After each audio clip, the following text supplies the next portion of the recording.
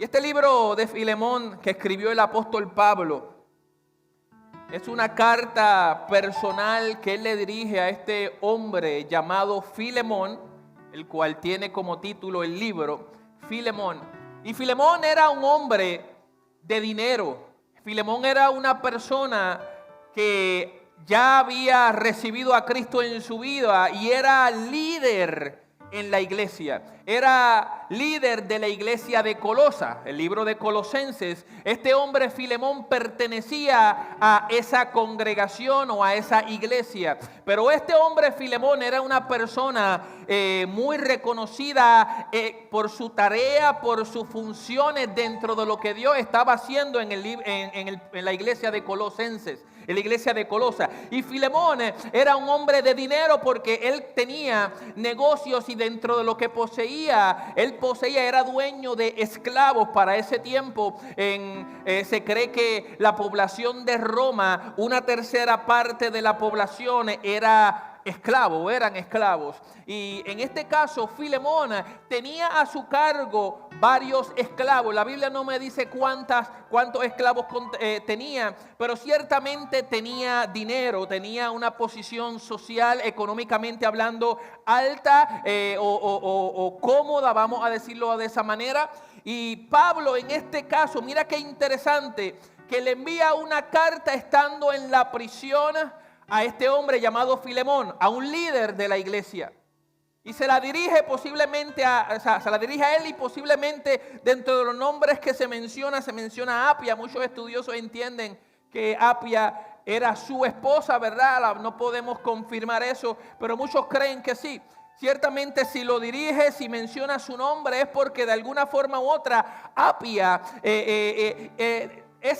tiene cierta influencia en Filemón o en la iglesia a la cual ellos pertenecían en ese tiempo, la de Colosenses. Y en este caso Pablo le envía una carta a Filemón porque resulta que uno de los esclavos que tenía Filemón, a los que se debía, escapó de la casa de Filemón.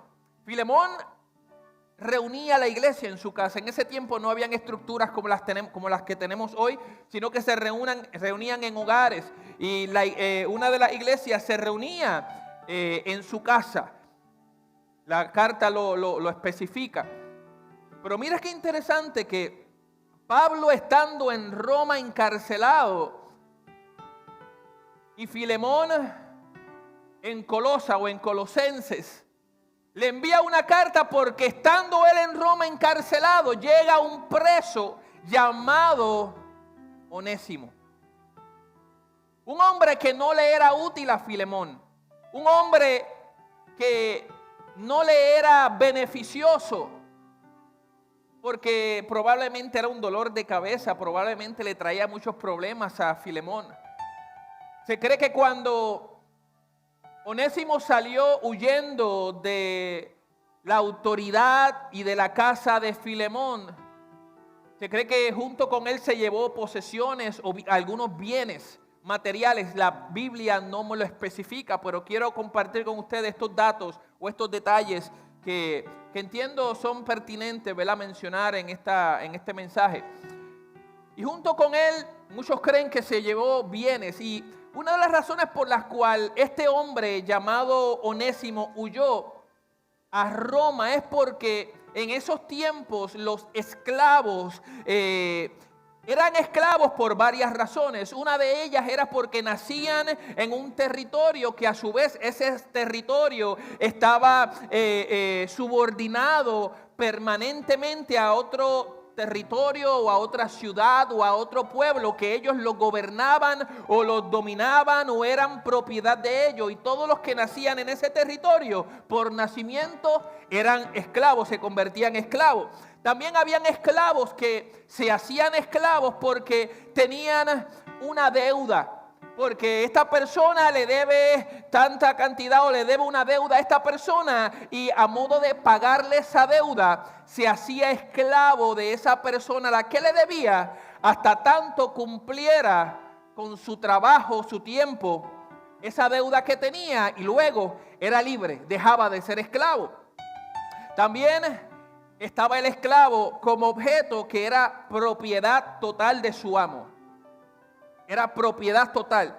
Y muchos de estos esclavos huían a Roma porque Roma era una ciudad metropolitana, era una ciudad grande donde había más de 1 millón de personas y era fácil para los esclavos llegar a esa ciudad y pasar desapercibidos porque era una ciudad grande donde venían muchos mercaderes, muchos extranjeros pasaban por la ciudad y era normal ver caras nuevas en esa ciudad, en la ciudad de Roma. Sin embargo, en las ciudades más pequeñas no era normal, por eso los esclavos huían de sus lugares o de esas ciudades pequeñas a lugares o ciudades grandes donde pudieran pasar desapercibidos. Y muchos esclavos huían hacia Roma, que aunque tal vez no todos corrían la misma suerte, muchos de ellos lograban obtener mejores oportunidades, conseguir trabajos mejores, ¿verdad? Por debajo de la mesa, lograban obtener beneficios que no tenían estando con su amo siendo esclavos. Y Onésimo decide huir lejos de su amo Filemón, probablemente buscando una mejor oportunidad, unas mejores opciones de vida. Pero resulta que este Onésimo llega a la cárcel porque el apóstol Pablo estaba encarcelado.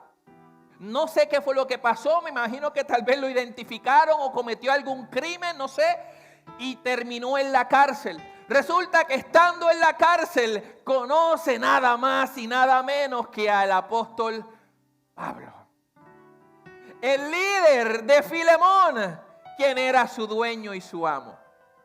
Mira qué casualidades, por utilizar esta palabra. Podrán tal vez muchos pensar qué casualidades, pero como creyente fiel del Señor, sé que en el Señor no hay casualidades, sino que Dios provoca que las cosas se den dentro del plan divino y el propósito celestial que hay para nuestras vidas. Estés tú en el Señor o no estés en el Señor, hay un plan y un propósito para tu vida. Y si el Señor te llama, el Señor va a buscar la forma de dirigirte hacia ese llamado para que sea escogido y sea sellado. Y este hombre llamado Onésimo no le era útil a Filemón. Como dije ahorita, seguramente era un dolor de cabeza para él. Porque el mismo apóstol Pablo, cuando le envía la carta a Filemón, le dice: mira, este hombre no te era útil, no te servía, no te funcionaba, no te ayudaba, no te era beneficioso. Pero mira qué bueno es el Señor, que en medio de la huida de este hombre, hay personas que dicen que fue con toda la intención a buscar a Pablo. Yo no creo que esa haya sido la razón por la cual él huyó a Roma. La cosa es que lo encarcelan y se topa con este hombre llamado Pablo. Y Pablo, fiel seguidor de Jesucristo, apóstol de los gentiles, lleno de poder del Espíritu Santo, de autoridad, de palabra, conoce a Onésimo.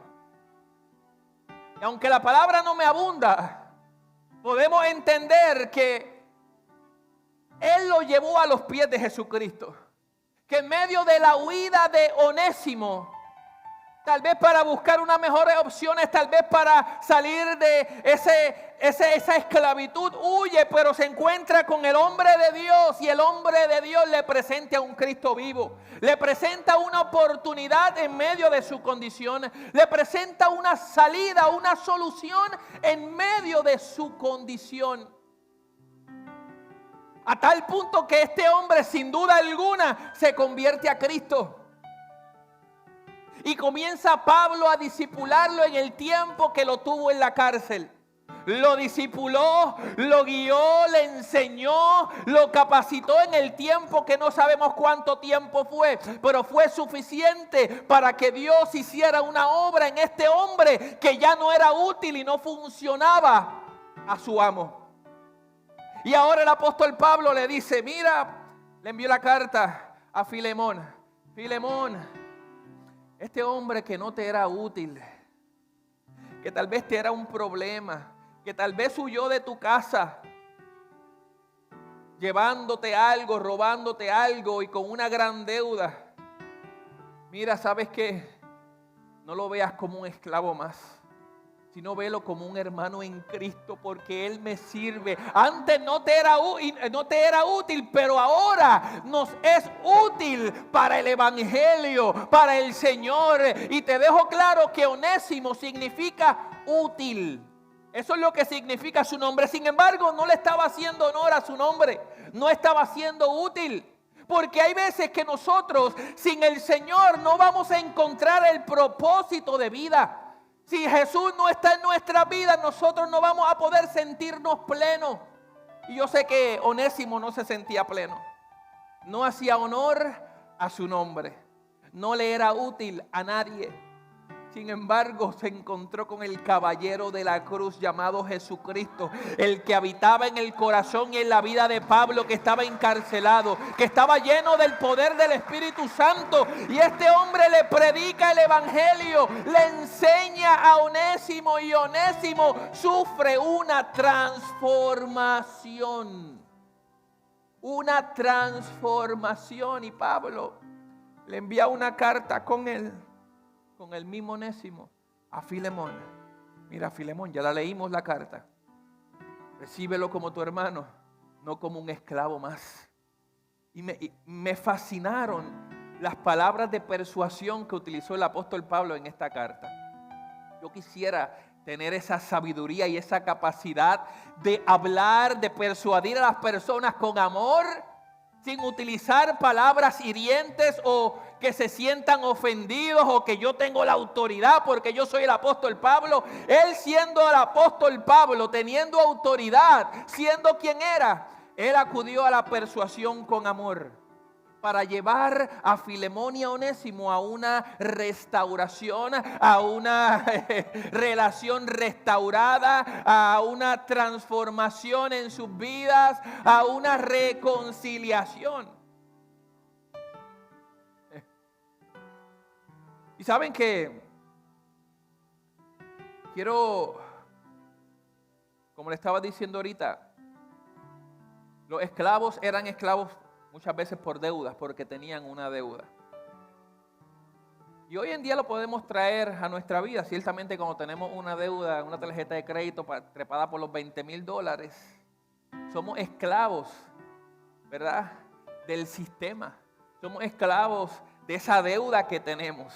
Somos esclavos y constantemente tenemos que hacer el sacrificio. Por favor, esposos, no miren a su esposa ni viceversa. Hacemos el sacrificio por salir de esa deuda o de esa esclavitud a la que nos lleva la deuda que tenemos. Nos hace esclavos. Y en esos tiempos muchos esclavos se hacían esclavos a las personas por medio de las deudas que tenían. También una de las razones principales también que los esclavos se hacían esclavos es cuando habían batallas, guerras entre dos sectores, dos pueblos, dos ciudades, dos reinos. El que ganaba automáticamente se hacía, poseía, controlaba o se hacía dueño de todo lo que era del ejército contrario. Eso incluía las personas, y aquellas personas que sobrevivían a la guerra eran de ellos y venían a ser esclavos a causa de la victoria que obtuvieron en medio de la batalla. Y podemos traer muchos ejemplos bíblicos que no lo voy a hacer, en la Biblia hay muchos de ellos. Pero yo quiero hablarte de un ejemplo en esta hora que me habla la palabra, haciendo un paréntesis para luego nuevamente regresar al libro de Filemón. Y es que en el libro no lo tiene que buscar, Primera de Samuel, me habla de un hombre llamado David, que eventualmente se hizo rey del pueblo de Dios. Y ese rey David estaba huyendo en un momento dado del rey que estaba al mando en ese tiempo, el rey Saúl. Y David estaba huyendo porque Saúl lo quería ver muerto, lo quería matar, lo estaba persiguiendo. David huía para el norte y ahí estaba Saúl buscándolo, regresaba y siempre estaban en ese corre-corre como el gato y el ratón. Pero no se le daba a Saúl, no lograba conseguir al rey David porque quería matarlo. Me habla la palabra que en un momento dado este hombre llamado David, antes de ser rey, mientras Saúl era el rey de Israel, me dice que él fue a una cueva llamada la cueva de Adulán. Y en esa cueva se acercaron unas 400 personas, unos 400 hombres. Y la palabra me los llama o me los identifica como personas no cualquiera, no eran líderes, no eran políticos, no eran estudiosos. Me dice que eran personas afligidas, endeudados y amargados de espíritu. Me menciona esas tres características de este grupo de 400 hombres que vienen y llegan a la cueva donde estaba David. Y en medio de esa llegada de estos 400 hombres, imagínese usted, un grupo de 400 personas afligidos, endeudados hasta el cuello y amargados. Yo no sé con cuál yo prefería estar. No sé si una persona que siempre está afligida, porque una persona que está afligida siempre está decaído, siempre está triste, derrotado, tal vez está de mal humor por las situaciones. Los endeudados, pues, se hacen esclavos, como estaba diciendo. Y muchas de esas personas que llegaron, como por ejemplo los endeudados, huían y llegaron allí porque estaban huyendo a ser esclavos. Les repito, dentro de estos 400 habían personas que estaban endeudadas y muchos de ellos estaban huyendo de la ciudad. ¿Por qué? Porque estaban endeudados y tenían por ley que hacerse esclavos. Y un esclavo, si no cumplías con lo que debías, el que era tu amo tenía la autoridad de hacer contigo lo que quisiera, hasta llevarte a quitarte la vida. Te podía matar si le daba la gana, porque por ley estaba exento, podía hacerlo, le daba ese permiso. Sin embargo, estas personas huyeron, tal vez huyéndole a la ley, lejos de someterse a un orden, de someterse a una autoridad, y decidieron llegar a la cueva, a un lugar que se llama Adulán, que significa lugar de refugio o escondite. Y llegan a ese lugar los amargados de espíritu. Una persona amargada, ay, Dios mío, Señor. Yo creo que yo prefiero andar con un endeudado que un amargado. Aleluya. Las personas amargadas están descontentas con el sistema o la situación a la que estaban sometidos. Los endeudados, aquellos que no podían pagar sus deudas y quizás huían de la esclavitud por eso. Los afligidos, personas que eran perseguidas o con muchos problemas personales y que no sabían cómo resolverlo. Ubícate en uno de esos casos.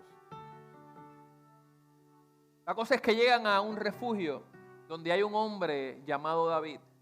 Un hombre que había sido procesado por Dios y que seguía siendo procesado por Dios. Y que en medio del proceso él pudo desarrollar o permitir que Dios trabajara en él su carácter mediante los procesos. Un hombre que sabía lo que era el rechazo por su familia. Porque David fue rechazado por su familia, por su padre, por sus hermanos. Le daban de codo, lo menospreciaban. Sin embargo, el Señor lo llamó y lo escogió para ungirlo como próximo rey. No había nadie que se levantara a hacerle frente al gran filisteo llamado Goliat. Sin embargo, se levanta este joven llamado David para hacerle frente a ese gigante que nadie, ni aún el mismo rey Saúl, había sido capaz de enfrentar y derrotar. Todos los que le enfrentaban terminaban muertos o corriendo. Pero David, que había sido procesado y que seguía siendo procesado por el Dios Altísimo, llega a esta cueva y junto con él, a su vez, llegan 400 hombres, dentro de los cuales, ya les mencioné, están los afligidos, endeudados y amargados. Y llegaron a este lugar de refugio, de escondite ante sus situaciones, un lugar de respiro ante su ahogo que le estaba teniendo la vida o el sistema que estaban viviendo. Y es muy interesante y me gusta porque David entró a esa cueva como un fugitivo porque lo estaban buscando para picarle la cabeza. A los 400 que entraron allí, también de alguna forma u otra, muchos de ellos estaban siendo buscados porque estaban endeudados, tenían una deuda, tenían que pagar, pero no tenían cómo hacerlo y estaban huyendo a la esclavitud. Y llegaron a ese lugar siendo tal vez endeudados, afligidos o amargados. Pero lo que me gusta de esta historia es que ese lugar llamado la cueva de Adulán es ese lugar que representa la transformación en nuestras vidas. Es ese lugar que representa los procesos de nuestra vida, que representa un antes pero también un después, un cambio en nuestra vida, en nuestro comportamiento, en nuestro vivir, en nuestro proceder, en nuestro actuar, en nuestro hablar. Aleluya. Y David entró a esa cueva siendo un fugitivo, pero salió siendo un líder aprobado por Dios. Ahí entraron 400 hombres endeudados, afligidos y amargados, pero salieron siendo unos guerreros del ejército de David. Porque es que siempre hay un antes y un después en nuestra vida. Cuando nosotros reconocemos y nos sometemos a los planes de Dios, huyendo de este sistema, de este mundo, para refugiarnos en Él, vamos a sufrir una transformación. Y no con esto te estoy diciendo que huyas de tus deudas. No te me vayas ahora a ir por la tangente de decir, no, pues yo no voy a pagar mis deudas porque el pastor le dijo que tengo que refugiarme en Dios y Dios se va a encargar de todo. Ciertamente Dios se puede encargar, pero no te estoy diciendo eso. No te me desenfoques ni pierdas la línea del mensaje. Aleluya. No escuche esa voz que no es de Dios. Aleluya. Y esa cueva representa ese lugar de transformación para todas estas personas, incluyendo a David. David probó que era un buen líder con su carácter y que era conforme al corazón de Dios. Porque ¿sabes qué? En ese momento cuando ellos estaban en la cueva, no fue en esta, ¿verdad? La palabra me habla de otra cueva. Ellos estaban en ese proceso de huir del rey Saúl. Y en ese proceso de huir, me dice la palabra que ellos se encontraban en una cueva. Y en esa cueva en la que ellos se encontraban, entró el rey Saúl a hacer sus necesidades. Vio esa cueva y dijo, espérate, me voy a meter aquí en esta cueva a hacer mis necesidades. Aquí nadie me va a ver. Así que déjame meterme aquí. Entró y estando allá adentro David con su ejército, el ejército de David le dice, mira, ahora es el momento para que tú le quites la vida.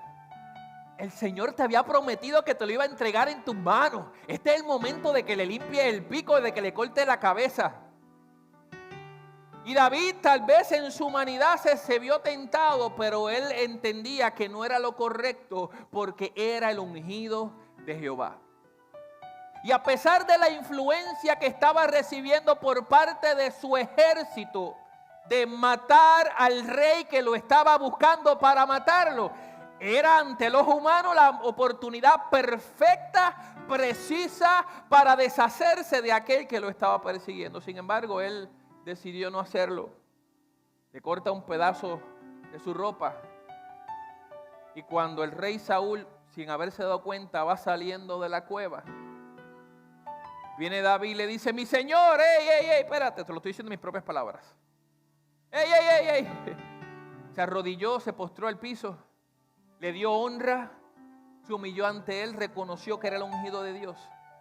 Y le dijo, mira, yo pude haberte cortado la cabeza, yo te pude haber matado, pero líbreme el Señor, Jehová, de matar a aquel que Jehová ungió. Líbreme el Señor de tomar las cosas por mi propia fuerza y hacerlo por mi propia cuenta, o llevar un juicio por mi propia cuenta. Y lo pude hacer, pero no lo hice. Entienda que yo no tengo nada en contra de ti, que no te quiero matar, no tengo nada en contra de ti. Por favor, entiéndelo. Y el rey Saúl reaccionó asombrado, y la palabra me habla de que hasta se puso a llorar cuando vio la acción de este hombre llamado David, donde sabía que lo estuvo persiguiendo por mucho tiempo para matarlo. No lo logró, pero a pesar de que él sabía que lo estaban buscando, tuvo la oportunidad de hacerlo y no lo hizo. Y el rey Saúl se quebrantó en llanto luego de haber visto y escuchado a David diciéndole estas palabras. Y quiero resaltar unos detalles tanto de David como de Saúl. Saúl era el rey de Israel, el pueblo de Dios, escogido por el pueblo de Dios. El rey Saúl no fue escogido ni establecido por Dios. Dios lo puso porque el pueblo lo quería a él.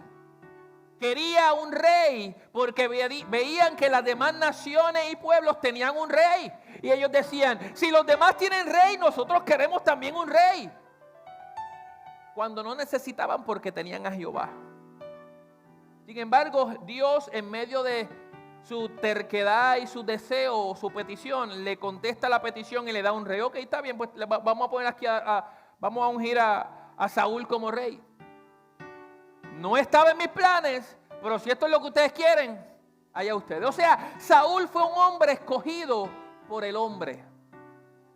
Repito, Saúl fue un rey o un hombre que escogió el pueblo, el hombre como líder. Y eso es un problema.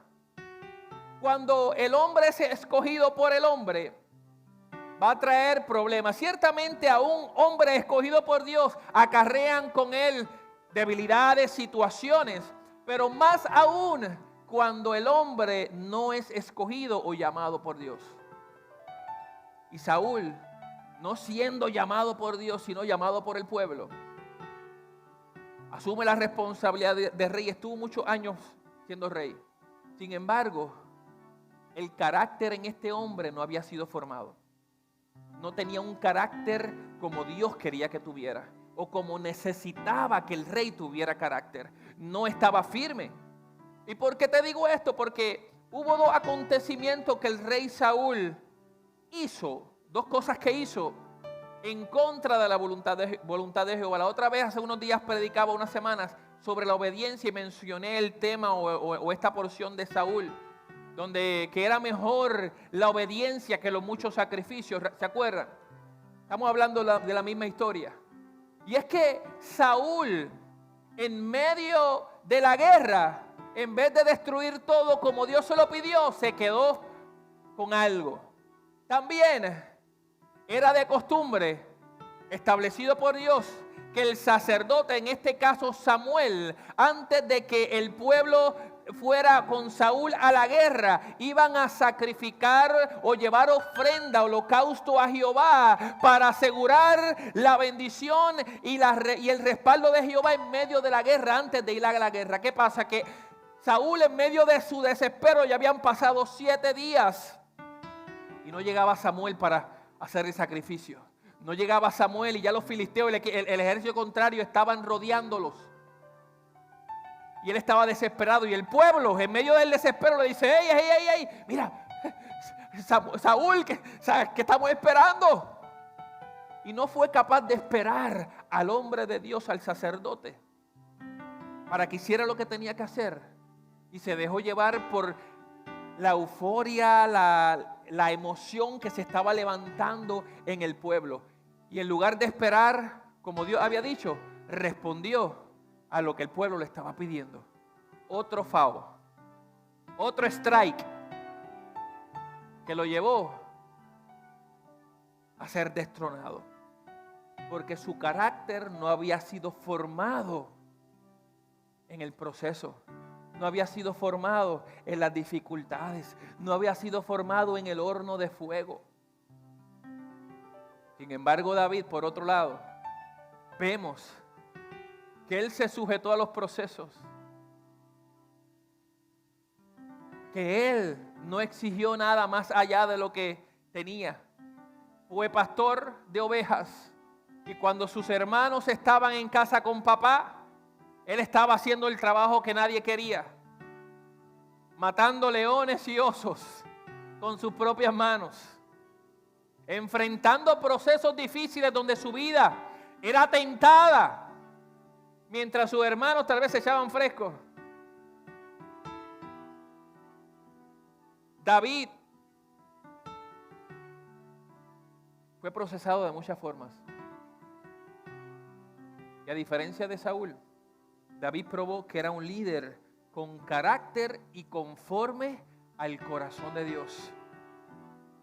Porque cuando sus hombres le pidieron que mataran a Saúl, él decidió no hacerlo, porque sabía que era el ungido de Dios. Es decir, yo no voy a hacer nada que vaya en contra de lo que Dios está haciendo, hizo o quiere hacer.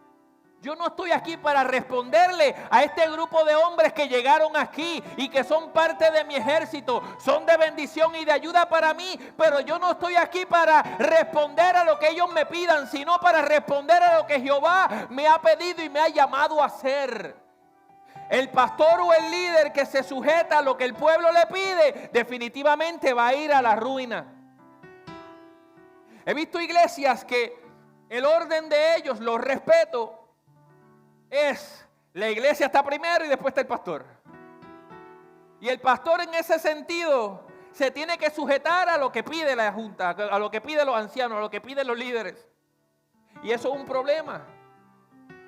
Y es que nunca se le va a dar paso a que el hombre de Dios, el ungido de Dios, haga lo que Dios le ha llamado en su totalidad. Ciertamente, tal vez en muchas ocasiones sí, pero hay muchas que no. He conocido pastores que han tenido que renunciar a una congregación porque la congregación no cede ante lo que el pastor, guiado por el Señor, le guía a que hagan. El Señor me está inquietando a hacer esto, vamos a hacer esto, vamos a quitar esto, vamos a poner esto, vamos a dejar de practicar esto. Y en medio de su sugerencia como pastor a los que están por encima del pastor, dicen, no, aquí siempre se ha hecho así, así siempre lo vamos a hacer. Eso es un problema. Eso es un problema. Eso fue lo que le pasó a Saúl. Se dejó llevar por la voz del pueblo, que aunque tal vez él entendía que era lo que tenía que hacer, sus emociones y su falta de carácter lo llevó a ceder ante la presión que estaba recibiendo en su entorno. Sin embargo, David, teniendo 400 hombres a su alrededor, influenciándolo para que matara a Saúl, permaneció firme y no se dio ante la presión que los guerreros le estaban llevando o que estaban ejerciendo sobre él. Permaneció fiel a Dios y al ungido de Jehová. Y eso Dios lo honra. Eso Dios lo ve. Aleluya. Gloria a Dios. Y tenemos que entender con esto que lo que es escogido por los hombres, a ello de alguna forma u otra siempre se va a deber, pero no quien es escogido por Dios. El que es escogido por Dios no necesariamente se va a sujetar a lo que el pueblo pida. Y vamos de vuelta a la historia de Filemón. Filemón, así como David, así como estos 400, vio una transformación en la vida de su esclavo o quien fue su esclavo llamado Onésimo. ¿Sabes que Gálatas 3:28 me dice, ya no hay judío ni gentil, esclavo ni libre, hombre ni mujer, porque todos ustedes son uno en Cristo Jesús? El apóstol Pablo tenía claro que Cristo vino a romper con todo lo que tal vez ellos habían aprendido. No te estoy diciendo a romper con la ley. Él vino a cumplir la ley, la cumplió. Pero vino a romper con la mentalidad que todos ellos tenían. Y en medio de la carta le dice a Filemón y llama a Onésimo como su hijo a quien engendró en sus prisiones. O sea que Pablo, estando en la prisión, engendró, le llevó a Cristo, le presentó a Cristo a Onésimo, y este sufrió un cambio, una transformación por causa de Cristo en su vida. Y ciertamente, con estas palabras, el apóstol Pablo conocía lo que la costumbre judía o el Talmud enseñaba. El Talmud era ese conjunto o esa recopilación de sabiduría y de debates rabínicos sobre lo que era el Torá, los primeros 5 libros de la Biblia, y que estaba formado a base de las tradiciones y de las leyes judías. Y lo que era el Talmud decía que si alguien le enseñaba, no la Biblia, el Talmud enseñaba que si alguien le enseñaba al hijo de su vecino la ley, es como si lo hubiera engendrado. También la costumbre judía decía o indicaba la relación entre un maestro y sus discípulos, o haciendo referencia al instrumento de conversión para una nueva vida espiritual. Es decir, que el apóstol Pablo no es que era, yo soy tu padre espiritual y tú tienes que someterte a mí o hacer lo que yo te diga, sino que él hablaba de Onésimo como su hijo que engendró en las prisiones, porque ciertamente fue su maestro y Onésimo fue un discípulo. Pablo fue el instrumento que utilizó Dios para presentar a Cristo y llevar a Onésimo a la cruz y a la conversión. Por eso lo llama hijo, por eso lo identifica como lo identifica. Y Onésimo refleja esa transformación en Cristo y la nueva identidad cristiana por encima de las estructuras sociales. Mira qué interesante, ya voy terminando con esto. Onésimo era esclavo, pero tuvo que ser encarcelado. La cárcel representa un proceso difícil. Los que han estado presos aquí, yo sé que no quisieran regresar. Los que no han estado, procuren hacer el bien siempre para no llegar ahí. Pero yo sé que la cárcel representa ese proceso difícil, duro, incómodo. Y vamos a verlo de la perspectiva de Onésimo. Onésimo salió huyendo de una autoridad, de un amo. Tal vez Filemón no era muy buen amo, lo cual tal vez me resulta un poco difícil de creer, porque era un líder importante de influencia que conducía a muchos a que sus corazones sean confortados, como dice la carta. Por tanto, no creo que Filemón tratara mal a Onésimo, pero ciertamente en él había una mentalidad, la del sistema, donde los esclavos se sujetan a mí, yo estoy por encima de los esclavos y ellos no tienen ni voz ni voto, ahora yo tengo la autoridad sobre él. Esa era la mentalidad, claro, esclavo, amo. Y Onésimo entró a la cárcel también, así como David, siendo un fugitivo, huyendo de su amo, huyendo tal vez de una situación difícil, no agradable para él, porque no quería ser esclavo. ¿Quién quiere ser esclavo? Y él huyó y terminó preso. Y entró a la cárcel siendo un fugitivo, fue encarcelado, pero salió siendo transformado por el Cristo de la gloria, siendo un hermano de la fe y libertado de su esclavitud por el Cristo resucitado. Onésimo entró siendo un esclavo fugitivo, pero salió de esa cárcel en dirección a quien era su amo, como una persona transformada, y no un esclavo, sino su hermano. Él ya no es su amo, ahora es su hermano. Porque es que esto es lo que hace Cristo.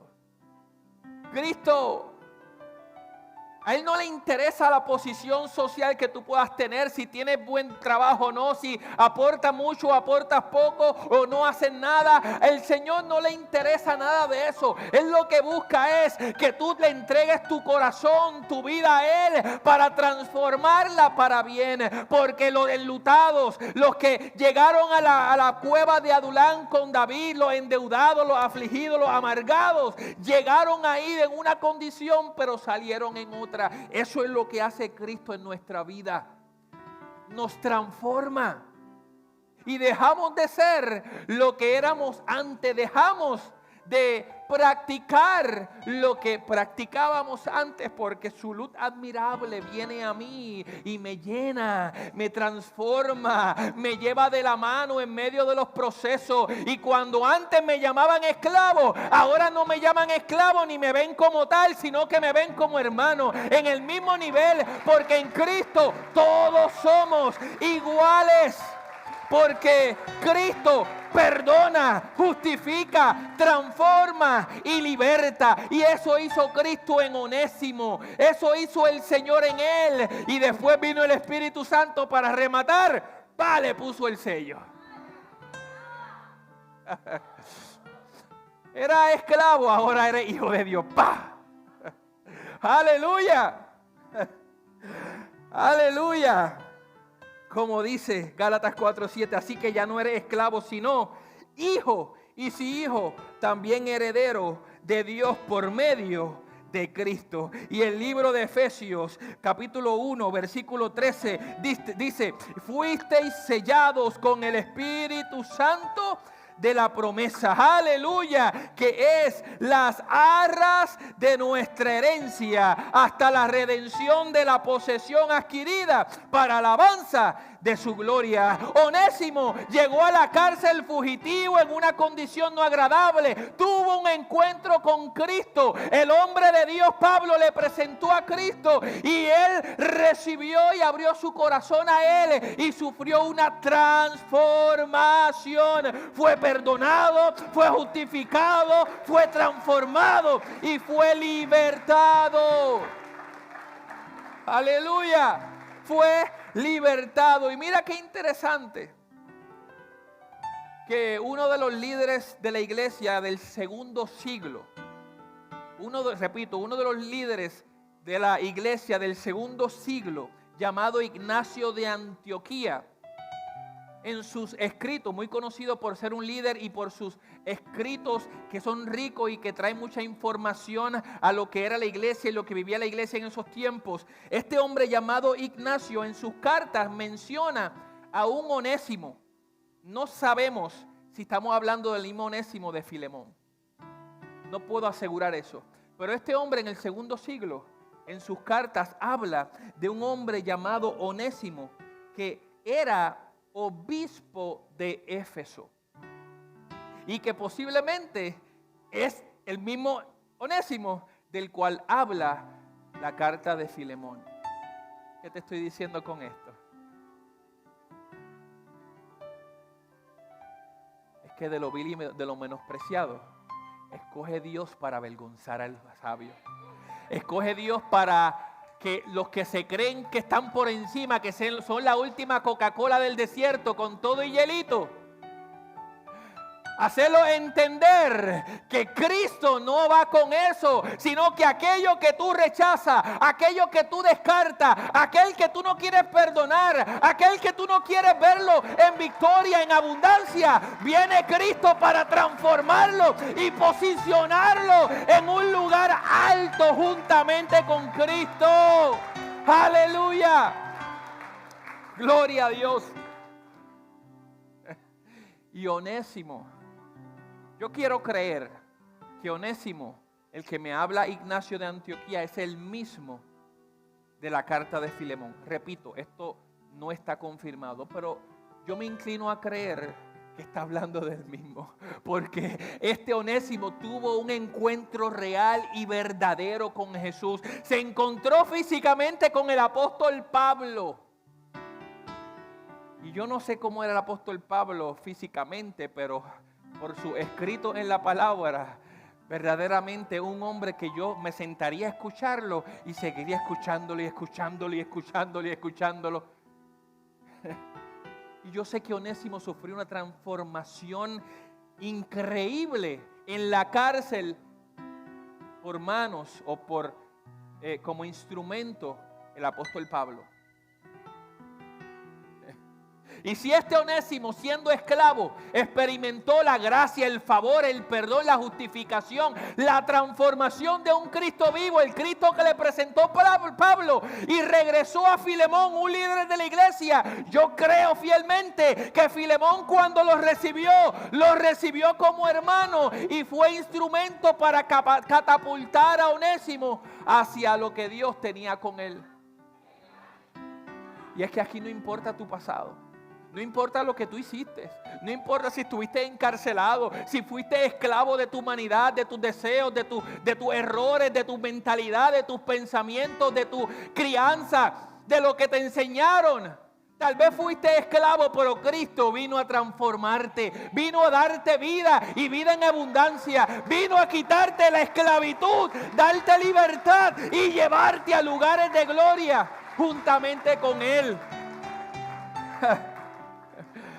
Y para cerrar, ponte en la posición, primeramente de Onésimo, para que entiendas que tu situación, tu panorama, tu condición en Cristo tiene solución y es transformada.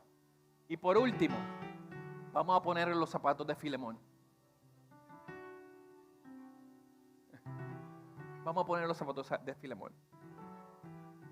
Pierde aquello que era suyo, porque un esclavo era propiedad. Se va Onésimo. Pierde tal vez bienes. Pierde un bien, porque en ese tiempo el esclavo era una propiedad, era un bien.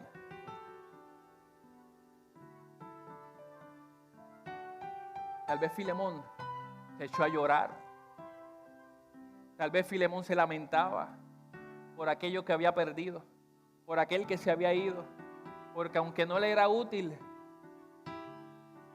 lo podía vender y le podía sacar un provecho. Pero él perdió a ese esclavo. Y yo te quiero decir hoy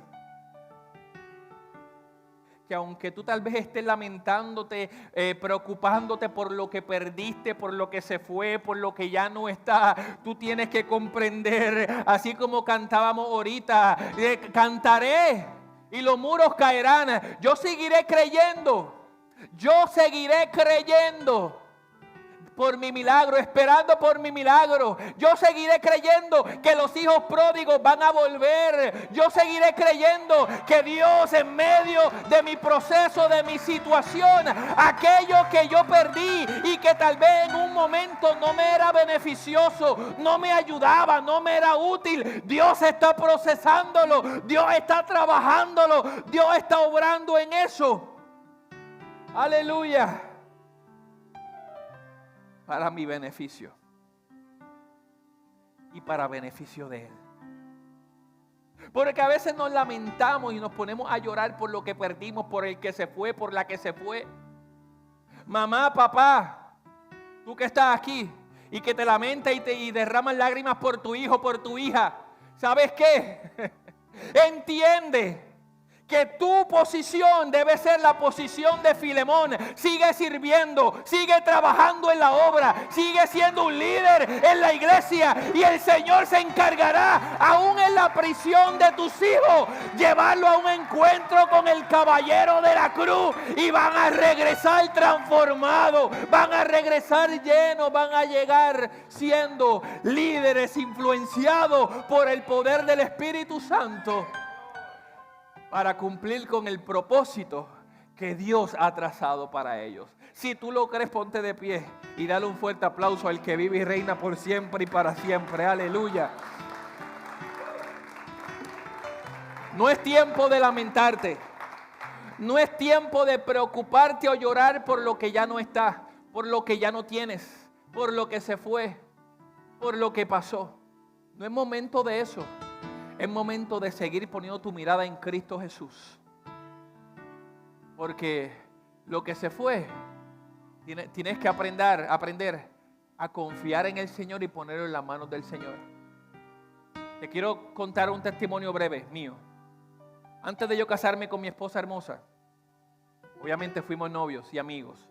Antes de novios fuimos amigos. Cuando nos hicimos novios, tuvimos o sufrimos una separación. porque yo no estaba preparado en ciertas áreas, al igual que ella. Nos distanciamos como por un año. Ella se fue para otra iglesia, yo no le quiero ver la cara a se fue para otra iglesia. Ese detalle lo dije en forma de broma. Se va, yo me quedo en la iglesia que estaba. Me enfoqué en servir al Señor. Me enfoqué en trabajar para el Señor. En serle fiel dentro de mis capacidades y probabilidades y todo lo que podía. Al igual ella, el Señor fue trabajando en ella mientras estuvimos separados, al igual que estuvo trabajando en mí. Sigue haciéndolo al día de hoy. Pero luego de un año de estar distanciados, desconectados, donde Dios obró en ella, Dios obró en mí, ella regresa buscando a su gallito.